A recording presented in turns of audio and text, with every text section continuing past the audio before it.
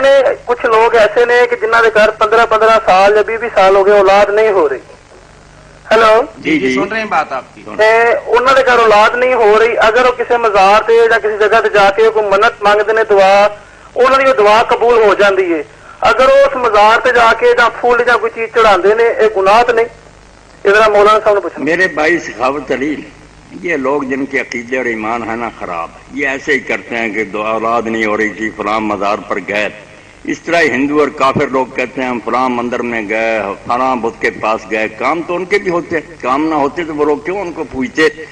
اللہ نے جب قرآن مجید میں کہہ دیا نہ کوئی دربار دیتا نہ بت دیتا, انا لنوفہم نصیبہم غیر منقوص, جس کا جو حصہ میں نے لکھ لیا وہ پورا دیتا ہوں دنیا میں, خواہ وہ مومن ہو یا کافر, مجھے مانے یا بتوں کو مانے, جو اس کے نصیب میں ملے گا. اگر نہیں قسمت میں, اللہ کو ماننے والے کو بھی اللہ آزمائش کے لیے خالی رکھے گا تو دیتا کوئی نہیں, نہ کہیں سے کچھ ملتا. بہت سے ایسے بھی ہیں بھائی سخاوت علی جو ساری جگہ گئے, جھک مارا میرے سامنے, اور آخر میں کہتے ہم نے دیکھ لیا جی دربار ہے, کسی کے پاس کچھ نہیں, جو اللہ کرے گا وہی. آ گئے اس بات نہیں, یہ بات سن لینا.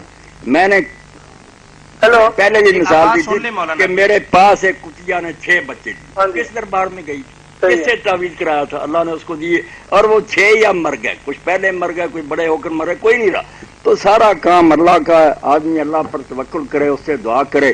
تو جو گیا تھا اور اس نے یہ غلط کام کیا شرک کا, اب اس کو وہاں پھول پھال نہیں چڑھانے چاہیے, توبہ کرے, معافی مانگے اللہ سے کہ کیوں اللہ کو چھوڑ کر وہ گیا تھا وہاں.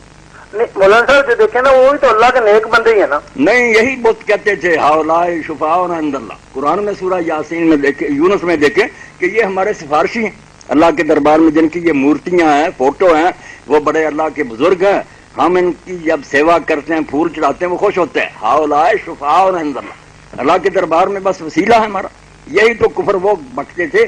کوئی ایسا اللہ نے نہیں سیکریٹریٹ بنایا کہ یہاں درخواست دو وہاں جائے گی, سیدھا اللہ سنتا. قرآن مجید میں آپ دیکھ لیں, اٹھا کر آدم علیہ السلام سے دعائیں, کسی میں کسی کا کوئی وسیلہ نہیں. اتنے انبیاء گزرے تھے, ابراہیم علیہ السلام, کسی نے کہا کہ ابراہیم علیہ السلام دعا کرو, سب اے رب, اے ہمارے اللہ, اللہم ربنا.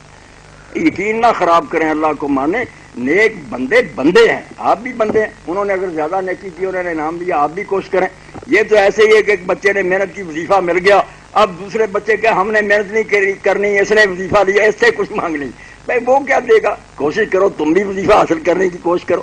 نیکوں کا صرف یہ ہے کہ آدمی ان کو دیکھ کر ان کی پیروی کی کوشش کرے کہ انہوں نے نیک کام کیے نا, ہم بھی کوشش کریں. وہ مثال ہے, نمونہ ہے, اللہ نہیں ہے. نہ اللہ نے ان کو دے دیا کہ جہان کے اب میں نے چھوڑ دیا, میں ریٹائر ہو گیا, تم چلاؤ, ایسا نہیں. اللہ نے خود ہی دنیا بنائی. الا لہ الخلق والامر, اسی نے اپنا مولانا صاحب اگر بندہ اپنا دیکھ کے پرکھ کے کوئی اللہ کا نیک بندہ نظر آتا ہے, پھر وہ جانا چاہیے کہ نہیں جانا چاہیے؟ نہیں, وہ نیک آدمی اگر آتا ہے, نیک کا بھی اول تو سخاوت بھائی, پہلے تو یہ بھی بات صرف ہمارا حسن ظن ہے. آپ سمجھتے ہیں کہ یہ نیک آدمی ہے, اللہ کو پتا کہ وہ اندر سے کیسا گندا ہے, منافق ہے, بے ایمان ہے. تو اگر آپ اچھا کسی کو سمجھتے ہیں تو زیادہ سے زیادہ یہ کریں, آپ بھی اللہ کے ہاں چلائیں, اس کو بھی کہیں کہ میرے ساتھ چلاؤ. یہ آپ ہر مسلمان کو کہہ سکتے ہیں, اس کے لیے کوئی خاص بندے نہیں. سب مسلمانوں سے مسجدوں میں آپ کہہ میرے لیے دعا کرے, اللہ مجھے اولاد بھی. بہت شکریہ مولانا صاحب, اللہ آپ کو تندرستی, اللہ آپ کو صحت دے جناب. بہت شکریہ جناب. اللہ کے سوا اور اللہ کے رسولوں کے سوا کسی کے بارے میں گارنٹی نہیں کہ نیک ہے یا نہیں, اللہ جانے وہ کیا نکلے.